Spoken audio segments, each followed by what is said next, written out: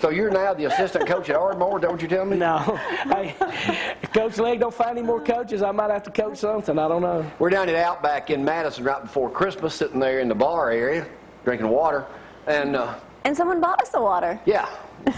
And the guy sitting there, he said, hey, I recognize that voice anyway. That's me on the right, Gloria in the middle, and that's Ricky Tidwell. Y'all remember the song from Yeah, Ricky Tidwell. Ricky Tidwell, but over in Decatur, grew up, I think, over in, what did he say, Trinity or somewhere? Yeah, I'd say I'm right. Big Bama fan, big Bama fan. Excuse me again. Thank you very much. You know what, one of the best things I thought about the game the other night, it happened about 5 o'clock during the 5 to 7 hour, when the guy with ABC Good Morning America goes up in the stands and finds the father and son from Boaz. That's awesome. I didn't see it, but I heard it. They're up like in the nosebleed, and they're talking to him. And they interview him about, the deal going viral and all that, millions of people see it. And then he says, here, let me swap you these tickets for those. And the son says, are you serious? Gave him better tickets. Let me get my coat. And they set him on the 40-yard line, right behind the. Yes. That to me was the best thing here. Hey, Seth, I'm changing the subject a little bit. You eat sushi any?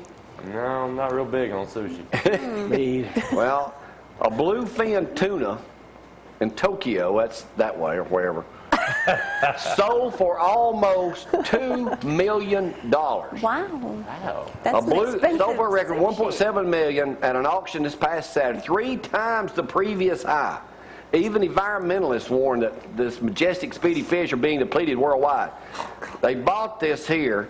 It sells for $24 per slice at an upmarket Tokyo sushi bars. Goodness. Japanese eat 80% of the bluefin tuna caught worldwide. So that's a lot for a fish. They got more money than we got. Yeah. That's a lot for a fish. So we're depleting the really? Huh? We're depleting the tuna. You know how many tuna there are? That's because evidently not as many as it used to be. No, that's the blue fins, what we're talking about. Oh. Well, that's Bluefin. That's because they made us quit eating dolphins. Hey, Seth, you were talking about going to Hibbett's. Don Carter, our buddy's got his picture in paper this morning down at Gray and Holt, buying him a Bama shirt. There, that's Don on the right with the big A. Yeah. Mr. Griggs. Yeah. I know his sons. Yeah, he's down that way. The game did not reach its expectations in ratings, though. Really? It said reruns of Cooper and Company and Country Rover on Monday night were the rating winner in Athens, Alabama. Yeah, okay. BCS title preliminary television rating were up, but the lopsided score kept viewership down.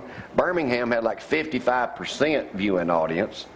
But it says Country Rover reruns on Monday night on ZTV beat out the second half of the game due to the rout. How about that?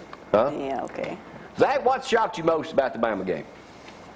It was just how easy it looked for us to do everything on offense. I mean, everybody, like I said, everybody kept talking about that great defense and how they were so tough in the red zone. Buddy, we just went down there and took care of business. Who was that who got slung?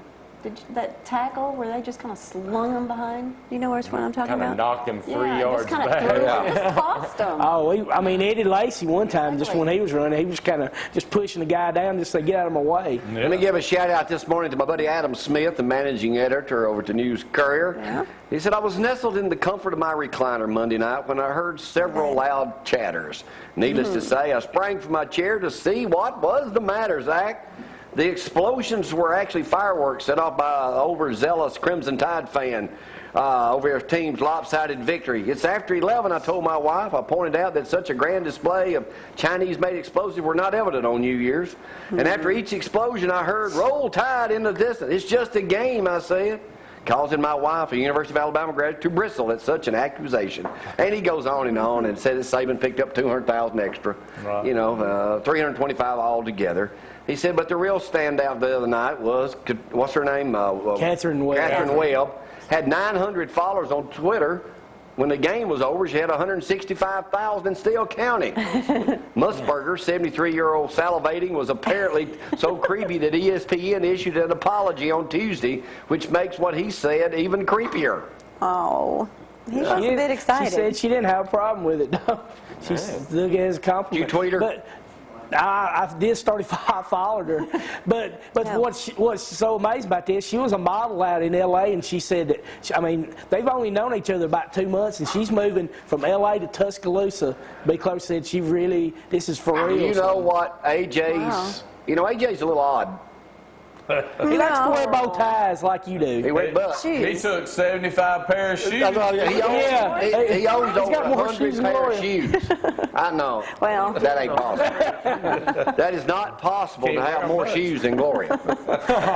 It is. All right, Hush, Sports sir. Illustrated, I don't have the new one that you talked about yet. This was the one that was last week. They did analyzed every play from Notre Dame's, Seth, and Alabama through the year. They predicted Bama would win 23-16.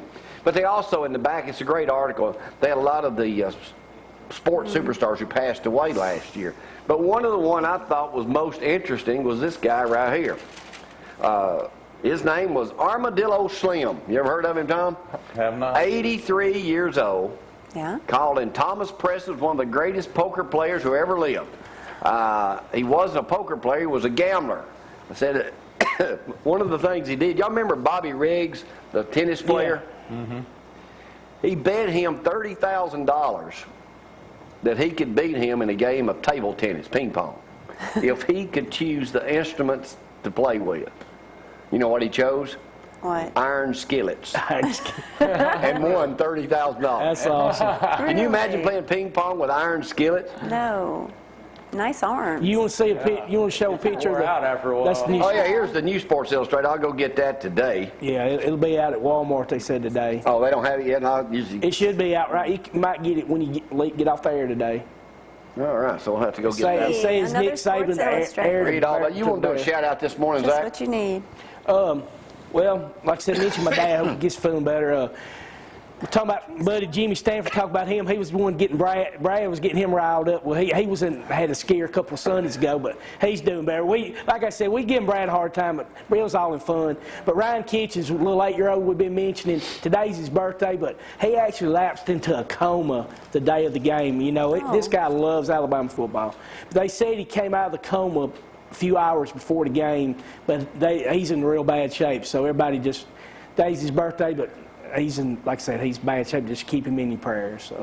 All right. Zach, can we do it again next year? We can absolutely do Have you it. seen the schedule for next year? I know you have. I made it. We got I mean, I love it I'm every so year. sick and tired of hearing about people keep bringing up Texas A&M. We got beat 4 points, had a chance to win the friggin' game, and that's all they want to talk about. Well, y'all got beat. Well, woohoo! Look what happened to Notre Dame. Notre Dame got Those beat. Catholics got it, didn't they? You know, everybody talked about it, but the thing about it is that one Saturday night when Kansas State and Oregon, you know, they had the opportunity not to let us be in that game. But we took care of business. I mean, we deserved it.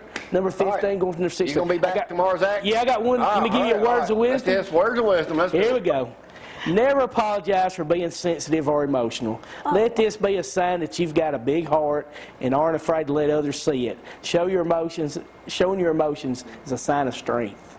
Wait a minute. You're saying show your emotions is a sign of strength or not showing emotions? Showing your emotions is a sign of strength.